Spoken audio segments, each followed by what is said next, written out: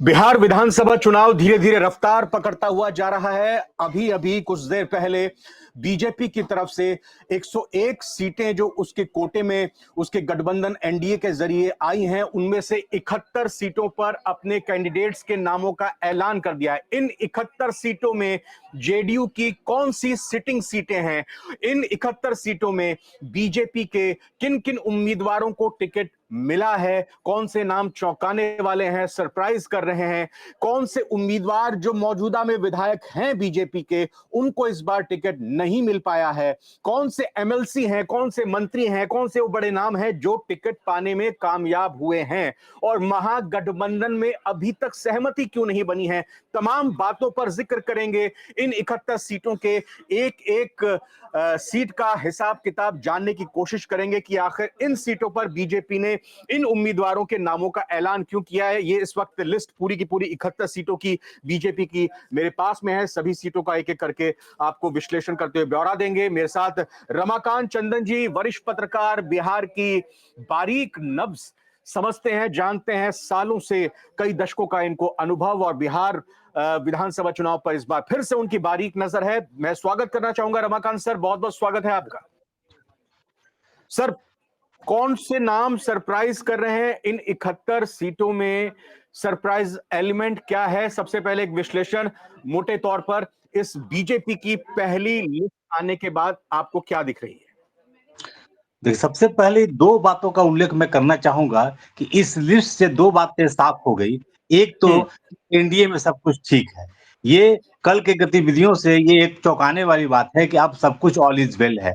और दूसरी जो बात सामने आई है वो ये आई है कि बीजेपी के नामवर नेताओं ने जो अपने लिए ऐसी सीट चुनी थी जो श्योर शॉट है, उन्हें उसे नहीं दिया गया। जैसे मंगल अच्छा, पांडे जो कुमरा चाहते थे, नहीं मिला। कौन अशोक सी चौधरी चाहते थे? मंगल पांडे कुमरात सीट चाहते थे, पर ठीक है, कुमरात सिवान दी उनको।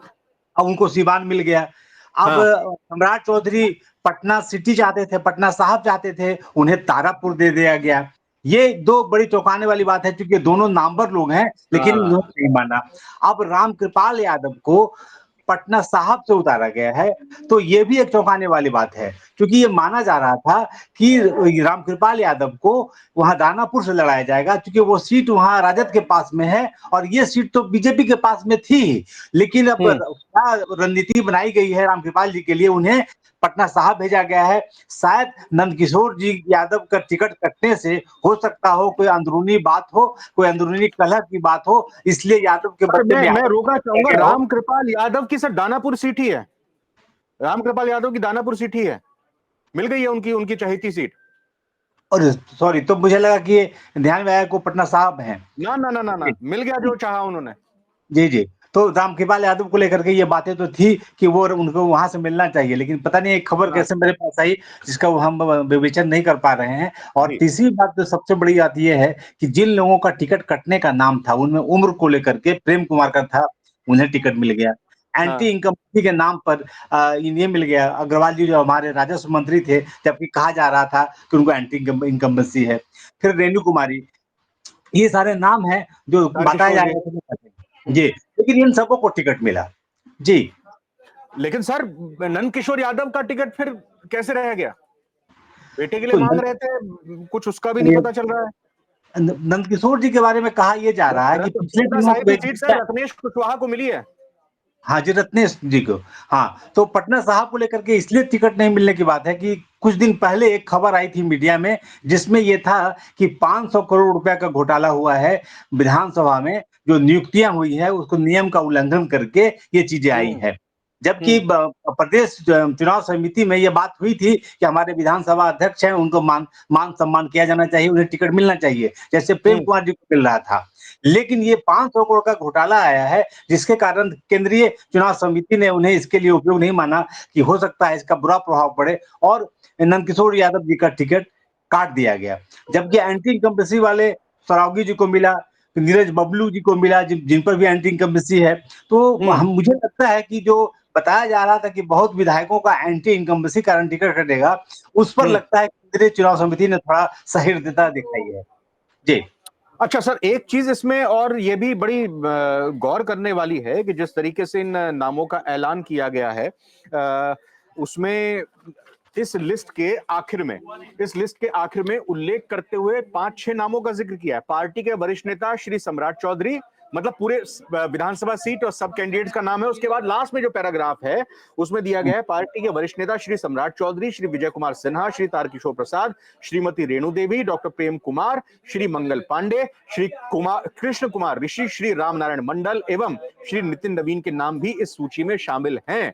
तो सर, जी स्पेशली वो मेंशन करने का मकसद मतलब क्या है सर, क्या जी समझे इसको? ये स्पेशली मेंशन किया गया है, तो चूंकि ये जो नाम थे उनके बारे में अगर नितिन नवीन को छोड़ दें तो लगभग नाम थे कि जो कटने वाले थे, इसलिए ये नाम दिया जा रहा है। सम्राट चौधरी के बारे में कहा जा रहा था कि वो एमएलसी हैं और वो चुनाव लड़ना नहीं चाहते हैं, लेकिन पार्टी ने उन्हें चुनाव लड़ाने के लिए तैयार किया। जब तैयार किया तो वो चाहते थे पटना साहब, इसलिए सम्राट चौधरी का भी नाम आया। वो लड़ेंगे लेकिन तारापुर से लड़ेंगे, मंगल पांडे लड़ेंगे लेकिन सीवान से लड़ेंगे, उन्हें बनचाही सीट नहीं मिलेगी। तो इसलिए भी विशेष उल्लेख किया गया है, क्योंकि वो मान चुके थे कि सम्राट चौधरी हैं, मंगल पांडे हैं, तो जहां चाहेंगे वहीं से टिकट मिलेगा।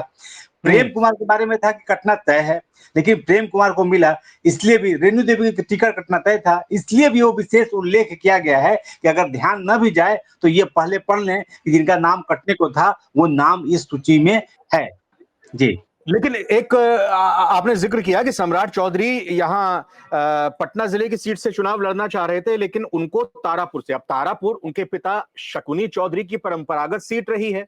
जेडीयू का सिटिंग विधायक यहां से चुनाव जीता है, पिछली बार वो सिटिंग विधायक वहां के हैं, मतलब जेडीयू को अपनी सीट की कुर्बानी देनी पड़ी। इन 71 सीटों में अगर अभी तक आप एनालाइज कर पाए हो, जेडीयू की वो कौन सी सीटें हैं जो बीजेपी को मिली हैं, सिटिंग सीटें? जी, सबसे पहले तो ये सम्राट चौधरी के बारे में बात ये कर लेते हैं, क्योंकि तारापुर उनका गृह क्षेत्र है और जानते हैं कि सबसे जो दुश्मन होते हैं वो गृह क्षेत्र में ज्यादा होते हैं। और जो पटना साहब है वो कुशवाहा की सीट है। पिछले चुनाव में एक मुखिया जी जो थे डिप्टी मेयर, वो खड़े हुए थे और नंदकिशोर यादव को मात्र 2000 से जीत मिली थी। तो इस कुशवाहा वोट को आराम से शिफ्ट करने के ख्याल से सम्राट चौधरी जी जो है वो निश्चित रूप से इधर आ गए कि नहीं भाई, हमको ये ब्रांड मिलना चाहिए। लेकिन पार्टी ने कहा कि जो सीटें बिल्कुल आसानी से जीती जा सकती है, उसे कोई भी जीत सकता है भाजपा का कैंडिडेट, चाहे वो जितना भी शहरी क्षेत्र के हैं, इसलिए वो रत्नेश का नाम वहां आया।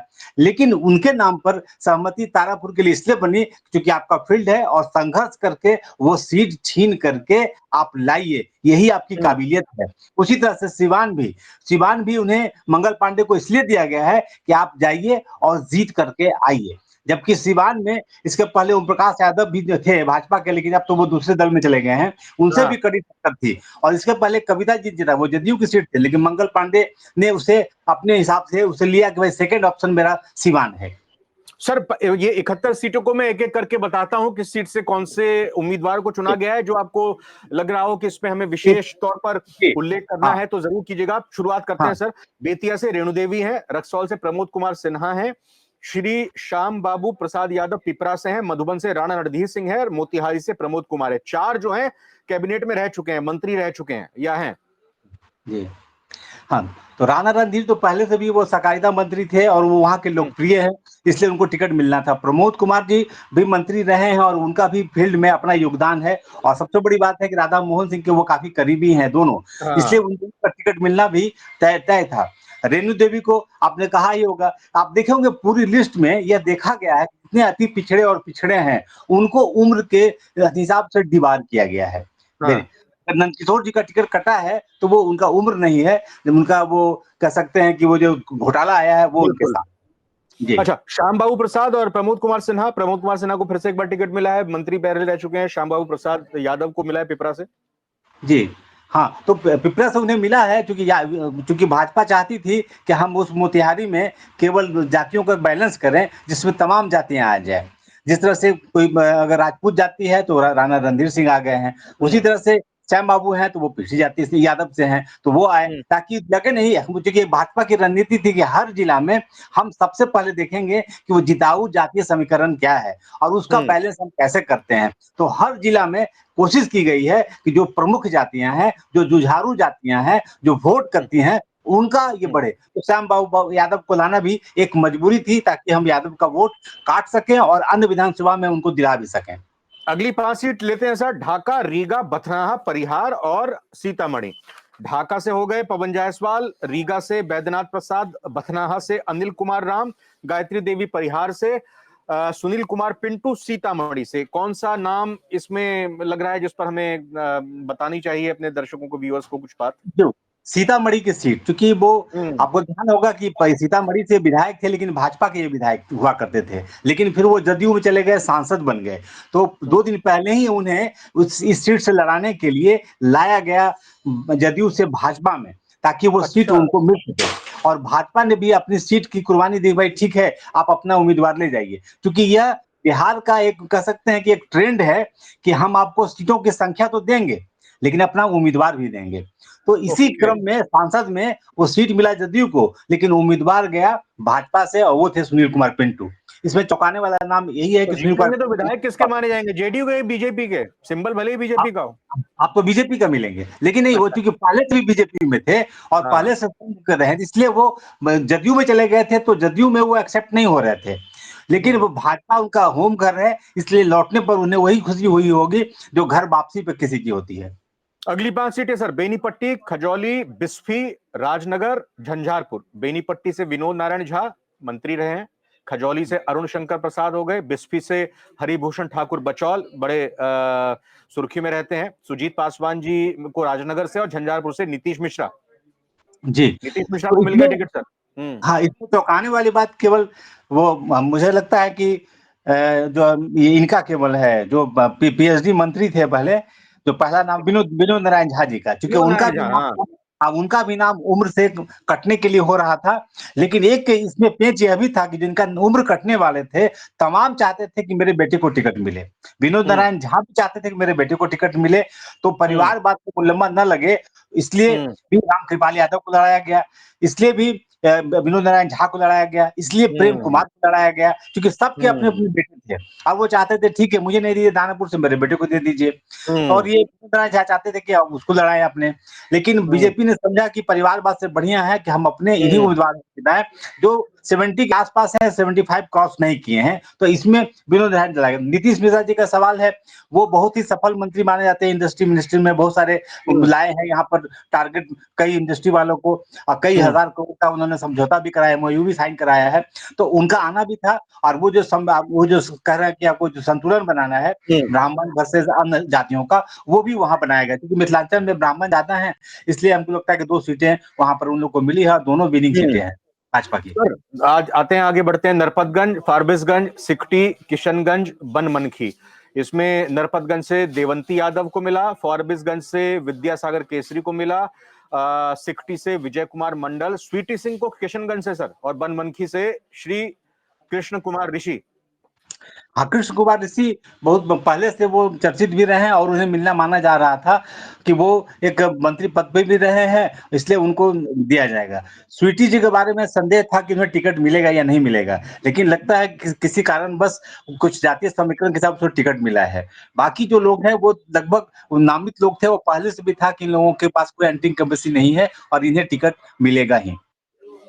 पूर्णिया, कटिहार, प्राणपुर, कोढ़ा और सहरसा। पूर्णिया में सर विजय कुमार खेमका, कटिहार तारकिशोर प्रसाद जी, प्राणपुर से निशा सिंह, कोढ़ा से कविता देवी और सहरसा से आलोक रंजन झा।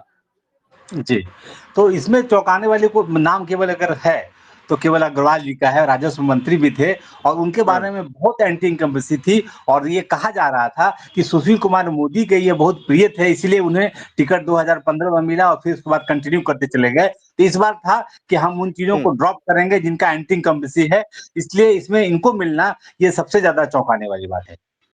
अच्छा, ठीक है सर, अगली सीट पे आते हैं। 5 सीटों पे गौरा बौराम, दरभंगा, केवटी और जाले।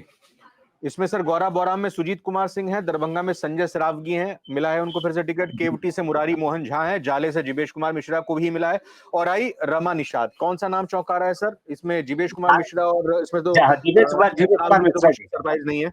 जी, जी। जीवेश कुमार मिश्रा जी का नाम चौंका रहा है, क्योंकि वो उन अच्छा। पर मामला आया था वो कि दवा कंपनी में है और दवा जो नकली दवा का था और कुछ चार्जशीटेड भी हुई है और बाद में उन्हें कुछ फाइन देके किया गया था। तो माना हम्म, जा रहा था कि दवा कंपनी में, हालाँकि उन्होंने दावा किया कि मैं उस कंपनी में कुछ हूँ नहीं, लेकिन फिर भी हम्म, उन्हें शायद ₹7,000 फाइन लगा था। तो माना जा रहा था कि भाई दवा जैसा सेंसिटिव चीज़ में हो सकता है कि जाले से इनको ड्रॉप किया जाए। लेकिन अब वहाँ समीकरण बनना है भूमिहारों का, ब्राह्मणों का, तो हम्म। राजपूतों का, तो ये सारे समीकरण वहाँ बनाए गए हैं। ठीक है सर, अगली 5 सीटें हैं कुढ़नी, बरूराज, साहेबगंज, बैकुंठपुर और सिवान। मंगल पांडे जी का हम जिक्र और चर्चा पहले ही कर चुके हैं। कुढ़नी में केदार प्रसाद गुप्ता, बरूराज से अरुण कुमार सिंह, साहेबगंज से राजू कुमार सिंह, बैकुंठपुर से मिथिलेश तिवारी। जी। हाँ, मिथिलेश तिवारी जी के बारे में कहा जा रहा था कि लगा क्योंकि हार चुके हैं, उन्हें टिकट नहीं मिलेगा। लेकिन पार्टी ने उनमें एक बार फिर विश्वास किया है, ये चौंकाने वाली बात है। सिवान से लड़ेंगे मंगल पांडे, ये उनका दूसरा ऑप्शन था। इसलिए वो थोड़ा हम्म, चौंकाता है, क्योंकि वो चाहते थे कि हम अगर कुम्हरार लड़ेंगे तो बाकी सीटों पर भी हम ध्यान देंगे क्योंकि बहुत एडीज होगा। लेकिन उन्हें सिवान मिला है। ये 2 नाम चौंकाने वाले इसमें ज़रूर हैं और बाकी तो पहले से तय है कि इन्हीं लोगों को हम्म। टिकट मिले। सर 5 सीटें अगली हैं, दरौंदा, गोरियाकोठी, तरैया, अमनौर और हाजीपुर। दरौंदा में करणजीत सिंह, गोरियाकोठी से देवेश कांत सिंह, जनक सिंह को तरैया से और अमनौर से कृष्ण कुमार मंटू। ये जनक सिंह का नाम सर मेरे को थोड़ा लग रहा है। और हाजीपुर से अवधेश सिंह। जी, अब यहाँ नित्यानंद राय की चली है और हम्म, नित्यानंद राय जी ने जिसे अपना अपना बर्दाश्त दिया है, उसी हिसाब से वो उनको टिकट मिला गया है। ये नित्यानंद राय के हवाले से पहले भी चली थी कि इन लोगों को टिकट मिलेगा। अच्छा। लेकिन इसमें कोई और महत्वपूर्ण नाम नहीं है जिस पर की चर्चा की जाए। वो साधारण नाम है जिन्हें लड़ना था। ये ओके। भाजपा की सूची में पहले से भी चल रही थी। अगली 5 सीटें हैं सर, लालगंज, पातेपुर, मोहिउद्दीन नगर, बछवाड़ा और तेघरा। लालगंज में संजय कुमार सिंह, पातेपुर में लखेंद्र कुमार रोशन, मोहिउद्दीन नगर में राजेश कुमार सिंह और बछवाड़ा में सुरेंद्र मेहता। जी, सुरेंद्र मेहता को बछवाड़ा लाया गया है। पहले वो बेगूसराय से वो विधायक हुआ करते थे, फिर उनको हम्म, शिफ्ट किया गया है। लेकिन वहाँ भी वो जीते इसलिए फिर बछवाड़ा उनको दिया गया है। वो यहाँ बछवाड़ा से और बाकी जो जो नाम आप बता रहे हैं, वो पहले हम्म। से भी तय नाम है। इसमें ऐसे कोई बड़े नाम या ऐसा कोई एंटी इनकम्बेंसी वाला नाम नहीं है इसमें। जी, अच्छा, उसमें ठीक है। अगली 5 सीटें सर, तेघरा है, बेगूसराय है जिसका भी जिक्र आपने किया, भागलपुर है, बांका है और कटोरिया है। इसमें तेघरा में रजनीश कुमार को मिला है, बेगूसराय में कुंदन कुमार को टिकट दिया है, रोहित पांडे भागलपुर से, बांका से राम नारायण मंडल और पूरणलाल टूडू कटोरिया से। जी। इसमें 2 नाम चौंकाने वाले हैं। रामनारायण मंडल जी का, उनका भी उम्र में था कि वो उनका नाम कटेगा, हम्म, लेकिन वो उनका भी नाम नहीं कटा। लगा कि बाद में केंद्रीय चुनाव समिति ने उम्र को आधार बनाया ही नहीं। और दूसरा नाम है रजनीश जी का, वो पूर्व एमएलसी हैं और वो विधा पहली बार हमको लग रहा है कि वो विधायक का चुनाव वो लड़ेंगे वो। और उनको पहले इसके पहले तो विधायक का टिकट नहीं मिला था, एमएलसी लगातार रहे थे और वो राष्ट्रीय समिति में भी थे। इस बार हम्म, चर्चा था कि उनको किसी न किसी सदन में लाया जाएगा, तो जब पिछले बार जब एमएलसी का चुनाव हो रहा था, 2 सीटें थी, उसमें 2 लोगों का हुआ, इनका नहीं हुआ, तो तय हुआ कि आपको बेगूसराय से लड़ाया जाएगा। तो ये 2 नाम उसमें हैं, जो चौंकाने वाले हम्म। हैं। अच्छा सर, अगले 5 नाम है, तारापुर, मुंगेर, लखीसराय, बिहार शरीफ और दीघा। तारापुर में सम्राट चौधरी, इसमें चर्चा हम कर चुके हैं। मुंगेर में कुमार प्रणय, लखीसराय में विजय कुमार सिन्हा, वहीं उनको फिर से टिकट मिला है लखीसराय से। बिहार शरीफ से डॉक्टर सुनील कुमार, दीघा से संजीव चौरसिया। मिल गया इसमें संजीव चौरसिया को टिकट। इसमें हाँ। इसमें सब बड़े नाम हैं, लेकिन एक नाम चौंकाने वाला इसलिए है प्रणब कुमार का, क्योंकि मीडिया में ये बात चल चुकी थी कि वहाँ टिकट जो है ललन सिंह के कारण बदला गया था और वहाँ जो बंदूक जो बनाने वाली फैक्ट्री है उसके प्रोप्राइटर को वो टिकट दे दी हाँ, गई है। और ये अच्छा। लगता है कल परसों जो वहाँ हमला हुआ है, नीतीश जी के यहाँ सब लोग दरबार लगाए हैं, इस कारण हम्म, से वो मुंगेर की जो सीट है फिर भाजपा के पास आ गई, जबकि वो भाजपा वो सीट लूज कर चुकी थी। इसी बिहाफ पर ललन सिंह चाहते थे कि मुंगेर का 5 सीट हो जो मेरे अनुकूल हो, उसमें उन्होंने अच्छा। उनका नाम दिया था। मैं नाम का भूल रहा हूँ, जो उसके प्रोप्राइटर है बंदूक कारखाना के। तो वो हाँ, नाम बदल के प्रणब कुमार को आना, यानी कि नीतीश कुमार जी ने उस पर मुहर नहीं लगाई है और सीधे हाँ। बीजेपी का जो उम्मीदवार था उसी को दे दिया, उसे जदयू के खाते में नहीं आने दिया। जी। बांकीपुर से सर नितिन नवीन ही है, कुम्हरार है, पटना साहिब है, दानापुर है और बिक्रम है। बांकीपुर में नितिन नवीन जैसे मैंने बताया, कुम्हरार में संजय गुप्ता जी और पटना साहिब से रत्नेश कुशवाहा, दानापुर से रामकृपाल यादव और बिक्रम से सिद्धार्थ सौरभ।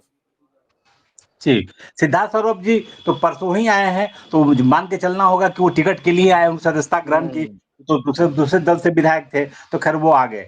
अब रत्नेश सदा और संजय गुप्ता का नाम चल रहा था बहुत पहले से कि उन्हें टिकट मिलेगा, लेकिन आज और कल लगातार वातावरण से जो विरोध वहां हो रहे थे कुम्हरार में, क्योंकि एक पैटर्न बदला है भाजपा ने कुम्हरार से किसी कायस्थ को टिकट न देकर के एक वैश्य समाज से दिया है। इसको लेकर उहापोह बनी हुई थी कि क्या कायस्थ समाज वोट पोल करेंगे, क्योंकि उनका वो पारंपरिक सीट है वो कुम्हरार, लेकिन वहां संजय गुप्ता के नाम पर एक बाजी खेली है भाजपा ने। और दूसरा रत्नेश जी, जिनके बारे में पहले से चल रहा था कि वो पटना साहब के हैं नहीं, वो ये कुम्हरार के ही किसी मोहल्ले में रहते हैं, उनको लेकर के बात चल रही है कि वो पटना साहब में कितने कारगर होंगे, क्योंकि वहां एक बड़ा चंक उनको लड़ना पड़ेगा नंद किशोर यादव जी के लोगों के विद्रोह का, प्लस उनको झेलना पड़ेगा वहां शिशिर जी जो उम्मीदवार थे भाजपा की तरफ से होने वाले थे, जो मेयर के बेटे हैं, उनका विरोध झेलना पड़ेगा। मतलब भीतरघात का खतरा है, भारी उम्मीदवार के तौर पर भी ये चुनौती हो सकती है जी। ये कुम्हरार और ये पटना साहब जीतती है तो ये एक नए समीकरण की जीत होगी, और अगर हारती है तो ये नए समीकरण की हार होगी। बाकी दिग्घा तय ही था। रामकृपाल यादव के बारे में पहले कह ही चुका हूं, दानापुर से उनको लड़ने की बात थी, जब बहुत पहले हुआ था कि भाई हारे हुए सांसदों को लड़ाएंगे, तो उसमें एक नाम रामकृपाल जी का भी था। नितिन नवीन के कोई ऐसा कोई विवाद ही नहीं था, इसलिए लड़ना ही था। ठीक है सर, अगली 5 सीटें हैं बड़हरा, आरा, तरारी, अरवल और औरंगाबाद। बड़हरा से राघवेंद्र प्रताप सिंह, संजय सिंह टाइगर को आरा से, तरारी से विशाल प्रशांत, मनोज शर्मा को अरवल से और औरंगाबाद से त्रिविक्रम सिंह। जी, इसमें मुझे लगता है कि जो पहला नाम है वो उनके बारे में कहा जा रहा था, प्रताप सिंह बड़हरा से। राघवेंद्र सिंह के, क्योंकि उनका उम्र ज्यादा हो चुका है। और वो बड़हरा और आरा से अमरेंद्र प्रताप और बड़हरा से राघवेंद्र जी दोनों का टिकट कटना था, लेकिन अमरेंद्र प्रताप जी का कट गया, राघवेंद्र जी का बच गया। अब उसका लॉजिक भाजपा जाने, दोनों ही एक ही जाति से है। हमको लगता है कि एक जिला में 2 जाति का टिकट न दे करके वो अपना कुछ उन्होंने जातीय बैलेंस किया होगा, लेकिन ये राघवेंद्र प्रताप पर रहना चौंकाता है। बाकी लोग तो सब माने एलिजिबल कैंडिडेट थे और पहले से चर्चा में थे। और जो अमरेंद्र प्रताप सिंह का क्यों टिकट कट गया? जब सर ये एज वाला फैक्टर जब बाकी और कुछ कैंडिडेट्स के लिए नहीं देखा गया, नंदकिशोर यादव जी का आपने जिक्र किया कि किस वजह से काटा गया हो सकता है, तो ये अमरेंद्र प्रताप सिंह आरा से लगातार रहे हैं, कृषि मंत्री भी रहे हैं, वो तो क्या गुस्ताखी हो गई उनसे? मुझे लगता है कि गुस्ताखी अगर होगी, भाजपा कुछ अंदरूनी जानती है, क्योंकि व्यवहार के रूप में क्योंकि उम्र थके हुए हैं, वो विरोध करने की स्थिति में है नहीं। लेकिन मुझे लगता है कि हर जिला के लिए धर्मेंद्र प्रधान जी ने एक बनाया था नियम कि हम अधिकतर जाति को समावेश करेंगे उसमें, और जो थके हुए हैं उनको करेंगे। अमरेंद्र प्रताप जी ने अपने बारे में कहा नहीं, उन्होंने अपने पुत्र के बारे में कहा। तो शायद वो बोले कि थके हुए आदमी हैं तो पुत्र को देने से बढ़िया है कि परिवार वाल का जो मुलम्मा लगे हम किसी दूसरे को दे देते हैं। और बाकी फरारी से संजय जो है, संजय टाइगर वगैरह सब पुराने नाम है, वो सबका नाम पहले भी था वो 3 पैनल की सूची में, और उस 3 पैनल में आने पर कोई चौंकाने वाली बात विशाल प्रशांत, तरारी, अरवल, मनोज शर्मा, त्रिविक्रम सिंह, औरंगाबाद, इनमें से कुछ चौंकाने वाला तो नहीं है नाम जी? इसमें विशाल प्रशांत, तरारी, अरवल से मनोज शर्मा, त्रिविक्रम सिंह, औरंगाबाद। नहीं, विशाल तो पिछले उपचुनाव जीते ही हैं, इसलिए उसमें कोई त्रिविक्रम भी पहले से ऐसे कोई इसमें चौंकाने वाली नाम नहीं। अच्छा, अगले 5 नाम है सर, बस लिस्ट खत्म होने वाली है। गुरुआ है, गया शहर है, वजीरगंज है, हिसुआ है। ये उपेंद्र दांगी हैं गुरुआ से, प्रेम कुमार जी गया शहर से एवरग्रीन, वजीरगंज से बीरेंद्र सिंह, हिसुआ से अनिल सिंह। जी, तो हिसुआ का अनिल सिंह का नाम इसे चौंकाने वाला है कि पहले लिस्ट में हिसुआ चला गया था लोजपा को, लेकिन आज घोषणा हुई है कि वो भाजपा को मिल गई, इसके लिए विरोध भी हुआ था। वजीरगंज से वो था कि उनका नाम कटेगा क्योंकि उनकी उम्र हो चुकी है, वो भी आए, वो नाम चौंकाने वाले। प्रेम कुमार का भी नाम चौंकाने वाला, तीनों ये भी उम्र दराज थे, इनका भी आया, तो ये 3 नाम उसमें चौंकाने वाले हैं, बाकी आर्टिस्ट हैं। जी, 2 सीट रहेगी सर, वारसलीगंज अरुणा देवी और श्रेयसी सिंह जमुई। ये दोनों नाम पहले से तय थे, श्रेयसी सिंह निशानेबाज रही है, अंतर्राष्ट्रीय स्तर पर ख्याति है, इसलिए उनको टिकट मिलना ही है।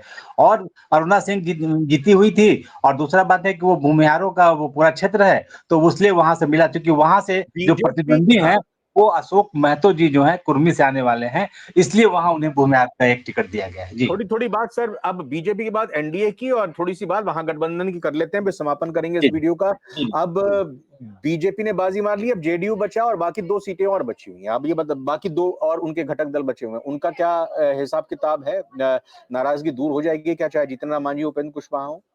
जी, जी। देखिए, इसके पहले हमने एक आलेख भी लिखा था कि जाएँ तो जाएँ, कहाँ गाड़ी पर सवार हैं मांझी हम्म। जी और उपेंद्र कुशवाहा जी।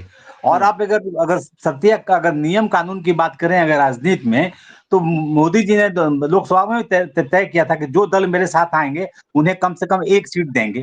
तो उसी 1 सीट के हिसाब से 6 सीट इनको मिला, उपेंद्र कुशवाहा को। उसी एक लोग सांसद में जो बने हैं मांझी जी, उनके हिसाब से 6 सीट इनको मिला। तो वो तो निश्चित रूप से कहीं न कहीं वो शर्तिया उनके नियम को फ़ॉलो करते हैं, उनका कोई हकमारी नहीं हुआ। हम्म। अब रहा चिराग पासवान का। चिराग पासवान को 29 सीटें मिली हैं, वो 5 लोकसभा में जीते हुए हैं, तो 30 सीटों पर बनता है। लेकिन ये देखने में लगता है कि लोजपा को ये 29 सीटें मिली हैं। लेकिन हम्म। मेरा दावा है पक्का कि इस 29 सीटों में मिनिमम 10 लोग वो होंगे जो भाजपा के हार्डकोर होंगे, वो उम्मीदवार बनेंगे।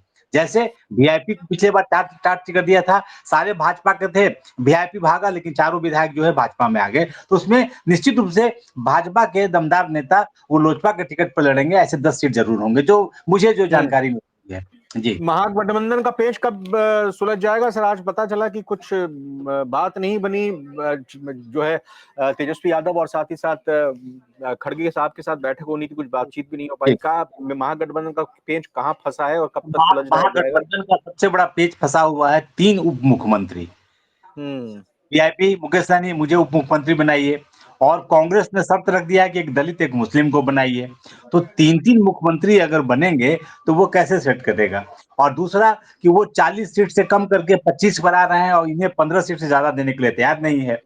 और इनका किसको मनोबल तब और बढ़ गया जब किसको 15 सीट मीडिया किसको? में चर्चा ये हुई कि नीतीश कुमार जी ने कहा कि चिराग को छोड़ो और उससे वीआईपी से बात करो और पशुपति पारस को लाओ। ये मीडिया में चर्चा है, मैं इसकी पुष्टि नहीं हाँ, करता हाँ, लेकिन हाँ। मीडिया में बातें आई। तो इनका मन और बढ़ गया और इन्होंने कहा कि नहीं मैं इतना सीटों पर रहूँगा क्योंकि हमको तो वहाँ से बुलावा आ रहा है। तो ये जब तक खत्म नहीं होंगे पेच, तब तक वो नहीं सूझेगा महागठबंधन का। और मुझे लगता है खरबूजा के देखे खरबूजा रंग बदलता है। आज एनडीए ने तय कर दिया है, तो निश्चित रूप से आज रात तक ये ठीक। भी तय कर देंगे। 6 बजे केंद्रीय कमेटी की बैठक है कांग्रेस की, मुझे लगता है उसके बाद सब कुछ साफ-साफ हो जाएगा। जी, बिल्कुल सर, बहुत-बहुत धन्यवाद। आपने एक-एक सीट का पूरा हिसाब-किताब बता दिया कि आखिर बीजेपी की तरफ से कौन से नामों की ये जो घोषणा हुई है, इनके पीछे क्या तर्क है, क्या कारण है, क्या समीकरण है। बाकी 30 नाम जो हैं, उनका कब ऐलान होता है और जो बाकी राजनीतिक दल हैं, एनडीए और बीजेपी, एनडीए और महागठबंधन की और बाकी और भी जो राजनीतिक दल हैं, चाहे वो प्रशांत किशोर की पार्टी हो या और भी दल हों, उनका भी हम विश्लेषण करते रहेंगे समय-समय पर। रमाकांत सर, बहुत-बहुत धन्यवाद आपका। जी, धन्यवाद। बहुत-बहुत शुक्रिया और इसी के साथ फिलहाल इस वीडियो में